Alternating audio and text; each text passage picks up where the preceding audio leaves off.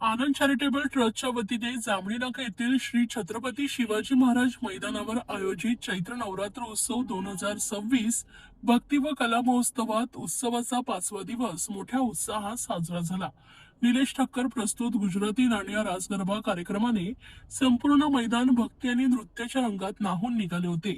या कार्यक्रमाला गुजराती, कच्छी आणि जैन समाजातील नागरिकांनी हजारोंच्या संख्येने उपस्थित राहून दांडियाचा आनंद लुटलाय। या महोत्सवाच्या 5व्या दिवशी वैष्णवाचार्य 108 श्री दुर्मिळ कुमारजी महोदय यांची विशेष उपस्थिती लाभली होती। त्यांच्या हस्ते समाजातील विविध स्तरावर उल्लेखनीय कार्य करणाऱ्या गुजराती, कच्छी आणि जैन समाजातील मान्यवरांचा विशेष सत्कार करण्यात आलाय।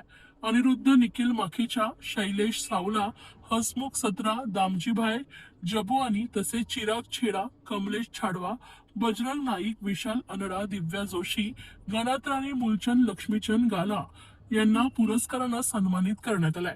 तर शिवसेना उद्धव बाळासाहेब ठाकरे पक्षाचे विरोधी पक्षनेते अंबादास दानवे यांनी या महोत्सवाला भेट दिली।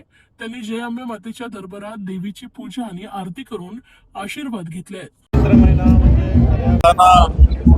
नवीन हिंदू नववर्षाची सुरुवात आहे आणि त्यात हा नवरात्री, चैत्र नवरात्र खऱ्या अर्थाने ही ऊर्जा देवता आहे, शक्ती देवता आहे। तिचं पूजन आज या 9 दिवस केलं जातं। खरं तर नवीन वर्ष या सगळ्या गोष्टी आता आपल्या पद्धतीनं सुरू होतात।